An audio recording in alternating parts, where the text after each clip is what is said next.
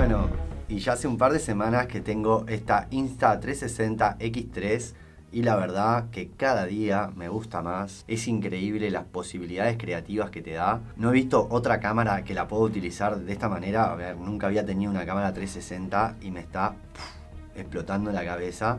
Las cosas que podés hacer, los planos que podés lograr con esta cámara son increíbles. El tema de la edición, a mí me gusta editar, me gusta tener el encuadre perfecto de lo que yo quería en ese momento, pero a veces in situ es difícil y a veces uno en el momento no está encuadrando perfectamente, estás concentrado en lo que querés hacer y no estás encuadrando como vos quisieras. Me ha pasado con una GoPro de tenerla en el pecho bajando un mountain bike y de repente yo pienso, qué alucinante que está quedando esto, y cuando llego a casa descargo las imágenes y desastre.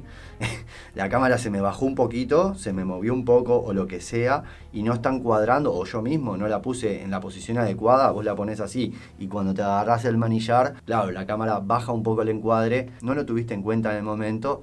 Y nada, todas esas tomas que vos te creías que iban a estar alucinantes están bien, pero están mal encuadradas. De repente están encuadradas más hacia abajo de lo que vos querés o lo que sea. Bueno, nada, esto es otro mundo. Esto vos te ponés la cámara y el encuadre lo elegís después. Con la aplicación, editar con esta aplicación es muy fácil, muy intuitiva. Cualquier persona que la agarre en un par de horitas la tiene así al dedo.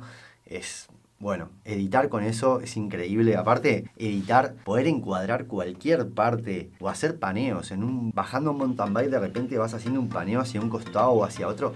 Wow, es una locura. Son tomas que nunca había podido hacer y no se podrían hacer de otra manera. O sea, es solamente con una cámara 360 vas a poder filmarte vos y de repente en la misma toma que gire y que filme hacia adelante. También otra toma que he podido hacer en estos días es con el modo selfie, que es un modo que en principio no está pensado para eso, pero la pones en modo selfie y te va filmando hacia vos con las dos lentes, ya te queda editado el plano prácticamente, el palo selfie se borra, lo he puesto en el cuadro de la bici, he atado esto al cuadro de la bici, y esto que sobresalga un poquito hacia adelante nada más, y no saben el plano que conseguís. Nunca me había visto andando en bicicleta, que se vea toda la bicicleta, cómo amortigua la suspensión, todo desde adelante y sin que se viera el palo. O sea, eso se podía lograr, sí, pero se ve todo el palo. Esto parece que tuviera un dron adelante tuyo y es una locura. Bueno, voy a hacer un video especialmente de mountain bike con esta cámara porque es un mundo aparte. Evidentemente te tiene que gustar editar, pero si te gusta vas a conseguir unas tomas que con ninguna otra cámara habías conseguido antes. Por ejemplo, hasta hace poco lograr una toma tipo grúa, o sea, una toma de Hollywood, ¿no? O sea, que necesitas una grúa, una cámara a la punta, un operador de grúa, un operador de cámara, ir subiendo, solo un plano, ¿no? Y que de repente, al ir subiendo, haya un paneo entre medio. Bueno, necesitabas todo eso. Y eso son miles y miles de euros que necesitas para hacer un plano. Bueno, diferencias aparte, ¿no? Porque la calidad de imagen, evidentemente, no es una ARRI que está en la punta. Es una camarita 360 con su calidad. Pero bueno, que nosotros podamos lograr tomas casi que de Hollywood con un presupuesto mínimo, con un palo selfie, cuanto más largo mejor, y con una camarita 360 en la punta, es una locura. Porque nosotros de lo único que nos vamos a encargar es de levantar el palo. En el momento solamente vamos a hacer el efecto tipo de grúa y después en edición vamos a hacer todo el paneo que queramos, hacia arriba, hacia abajo, hacia un costado, hacia el otro. Todo lo que hace el encargado de cámara en una producción, nosotros lo vamos a hacer en edición. Así que podemos tener efectos tipo grúa muy profesionales con un presupuesto muy bajo y muy fácil de lograr con prácticamente nada. Y otra de las ventajas que le he encontrado a esta cámara es que podemos simular un efecto de dron rasante. Este es un problema que tenemos en casi todas las ciudades del mundo. Cada vez las limitaciones de volar en ciudades son mayores, cada vez nos prohíben más cosas. Si no es por espacio CTR, es por las aves, si no es por volar por encima de personas. A ver, nos están poniendo unos límites terribles, por lo menos en Europa. Creo que en el resto del mundo también más o menos, pero es un poquito más flexible. Yo hace años que quería volar un dron alrededor de una estatua o conseguir cosas alucinantes y bueno, ahora tengo que ir a volar al medio del campo porque está todo prohibido. Bueno, nada, con esto podemos simular un efecto de dron que da bastante el pego, queda bastante bien y podemos llevarlo en ciudades sin problemas, sin riesgos a que te multen. Pero bueno, es así, nos tenemos que adaptar y no nos queda otra. Con estas camaritas 360 y un palo selfie, cuanto más largo mejor. Yo tengo el que es corto, pero si le podés adaptar otro palo, porque aquí tiene rosca de 1/4 de pulgada, le podríamos adaptar otro que ya tengamos, o comprar el original de la web de fibra de carbono, que es de 3 metros, que está genial, y podríamos conseguir unos efectos de dron por ciudad que de otra manera sería imposible de conseguir. Bueno, y ahora vamos a pasar un poco al manejo de la cámara, a ver cómo usarla, a los primeros pasos, a poder sacarle todo el partido, a poder ver todas las especificaciones técnicas, y vamos a ver lo fácil que es utilizar esta camarita. Gran parte de esta facilidad de uso es esta pantalla. Nunca había visto hasta ahora en ninguna cámara de acción una pantalla similar, no solamente por lo grande, sino por el táctil. El táctil funciona muchísimo mejor que en otro tipo de cámaras. Bueno, para que tenga una idea, más o menos sería como el táctil de un móvil. Es una pantalla de cristal, así que son muy intuitivos los menús, es muy fácil de utilizar.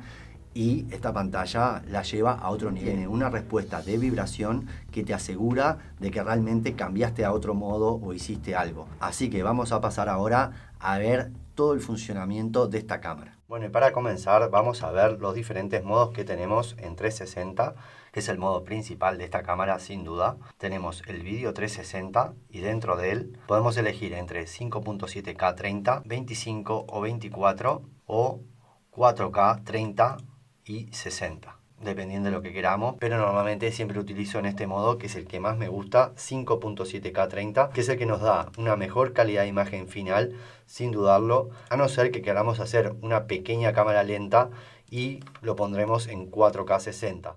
Luego tenemos el modo foto, que es el modo que más me sorprendió. Este modo de 72 megapíxeles es alucinante.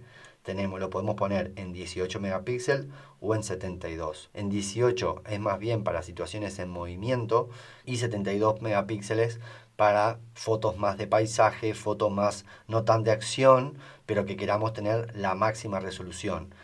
Este modo, el de 72 megapíxeles, me tiene alucinado. Tenemos una calidad de imagen bastante buena, o sea, muy buena. 72 megapíxeles en toda la esfera, y lo más alucinante es que de una misma foto podemos sacar un montón de fotos diferentes. Eso sí, es fundamental el temporizador, que normalmente en una cámara normal lo usamos muy poco. Aquí lo vamos a usar muchísimo, porque cuando vos sacás la foto, normalmente sacás la foto y extendés el palo selfie, entonces siempre tendremos que tener unos 3 segunditos por lo menos para poder subir el palo selfie y sacar la foto en el lugar que nosotros queramos. El siguiente modo es Foto HDR. En este modo solo nos habilita la resolución de 18 megapíxeles. No tenemos la resolución anterior de 72, que era la que más me gusta.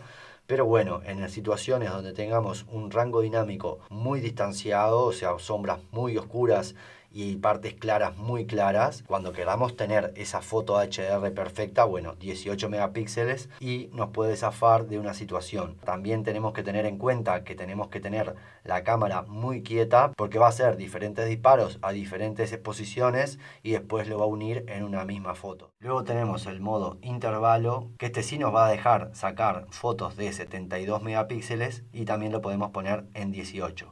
Pero lo normal yo siempre lo dejaría en 72, que es la mejor resolución. Este modo nos va a ser bastante útil cuando tenemos el palo selfie extendido, por ejemplo, y queremos ir sacando fotos cada 3 segundos, cada 5 segundos, 10 segundos o 30.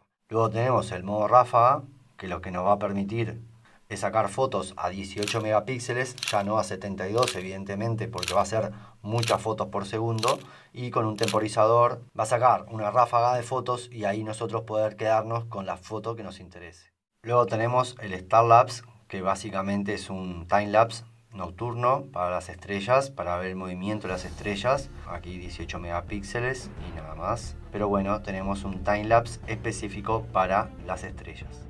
También tenemos grabación en loop. Esto lo que es básicamente es una grabación secuencial, y lo que nos va haciendo es grabando los últimos 1 minuto, 3 minutos, 5 minutos y se va sobreescribiendo. Entonces cuando vamos grabando de continuo, y cuando tengamos la grabación que dijimos, bueno, este es el momento que queremos, paramos la grabación y se graba desde ese momento 3 minutos hacia atrás o 5 dependiendo de lo que hayamos puesto. Esto se utiliza básicamente para no tener un archivo de repente de que te coma toda la tarjeta. También nos permite elegir la resolución 5.7K o 4K y el bullet time, que es este efecto de girar la cámara alrededor nuestro en cámara lenta. Normalmente lo uso en 4K 120 porque me parece que es lo suficientemente lento, 120 FPS, lo estamos enlenteciendo por 4 y el 4K nos da una resolución bastante buena. Que si lo pasamos a 3K 180, si bien ganamos un poquito en la tasa de FPS, el 3K la verdad que al final, cuando tenemos el archivo final, la resolución no es tan buena. Así que yo prefiero el 4K 120. También tenemos el Time Shift, que es un modo de time lapse pero en movimiento, en el que nosotros nos vamos a estar moviendo, no las cosas sino nosotros, y podemos elegir entre 30 fps, 25, 24. La resolución es siempre 5.7K. Este modo time lapse es uno de los que más me gusta. Es importante que la cámara esté en un trípode fija y que no nos estemos moviendo. Es un time lapse estático de 8K. También podemos elegir 5.7K, pero yo lo dejaría siempre en 8K, la resolución es muy pero muy buena. Y aquí podemos elegir la resolución, también el frame rate y el intervalo, que va entre 0,2 de segundo hasta 120 segundos. Pero bueno, nada, normalmente yo lo utilizo en 2 segundos para nubes normales que se están moviendo. 2 segunditos está bastante bien, dependiendo del tipo de movimiento que queramos captar, si es más rápido, si es más lento. Vamos a estar entre esto, un segundo, 2, 4 como mucho. Yo 10 ya no lo utilizo nunca. Luego tenemos el HDR activo, es un modo de video en HDR. Eso sí, necesitamos siempre tener buena luz para tener un archivo de buena calidad. Y bueno, este menú es como una ruleta, ya llegamos al principio otra vez y pasamos por aquí por todos los modos de grabación y fotografía en 360. Luego tenemos ahora también los modos de single lens o una sola lente. Y ahí tenemos el modo de video, que nos va a permitir 4K 30, 25, 24, o sea, pero el máximo sería 4K 30. Podemos elegir entre vertical 9:16, horizontal 16:9. Después también el ángulo de visión. En este modo FAW estándar podemos grabar hasta 4K 30 y después resoluciones inferiores 3.6K 60. También tenemos el modo fotografía, que lógicamente como es una sola lente nos va a permitir sacar fotos en vez de 72 megapíxeles en 36 megapíxeles, que no está nada mal. Podemos elegir entre 36 megapíxeles y 9, normalmente siempre en 36. Y aquí elegimos el formato de fotografía final 16:9, 1:1, 9:16. También tenemos temporizador, 3 segundos, 5, 10, lo que quieras. Grabación en loop, igual que en 360, va grabando los últimos minutos. Elegimos el formato 16:9, 9:16, vertical, horizontal, que nos grabe el último minuto, los últimos 3, 5 o 10 minutos, lo que queramos, incluso hasta 30 minutos, pero nada, normalmente yo lo dejo aquí, en los últimos 3 minutos. Y bueno, nada, la resolución también 4K, 3.6K, 2.7K. Y en ninguna de las resoluciones llegamos a 120 FPS, nos quedamos en 60, tanto en 2.7K, 1080, el máximo siempre va a ser 60. Tenemos este modo llamado Selfie, que es uno de los modos sin duda que más me gustó de la cámara, porque nos hace un video hacia nosotros, ponemos el palo selfie hacia adelante, nos va a filmar a nosotros sin la necesidad de editar, nos va a filmar con las dos cámaras, pero nos entrega un archivo como que fuera a una sola cámara. Entonces por eso está en el modo normal, no en el modo 360, no tenemos que editar el archivo y nos queda un archivo alucinante que nos borra el palo selfie. Y luego, como es una ruleta, también volvemos al principio, al modo de grabación, y así vamos girando por todos los modos. Ya ven que el táctil funciona espectacular. Otra de las cosas más importantes de esta cámara es que cualquiera sea el modo en el que estemos, sea video, fotografía, siempre vamos a tener el modo manual. Por defecto está en modo automático, todo esto está en auto, pero podemos ir al modo manual y cambiar cada uno de los valores.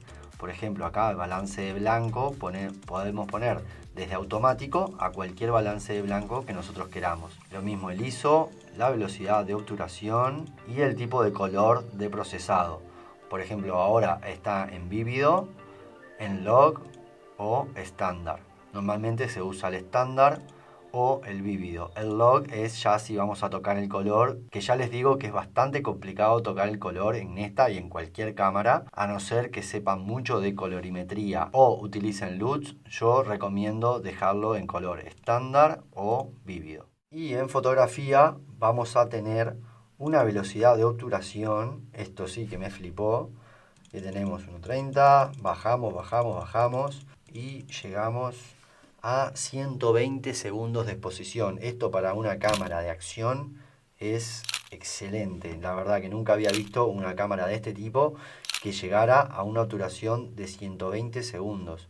Nos va a permitir mantener el ISO bastante bajo y lograr unas fotos que hasta el momento no podíamos lograr, sobre todo con una cámara de acción. Así que vamos a tener muy poco ruido en las imágenes.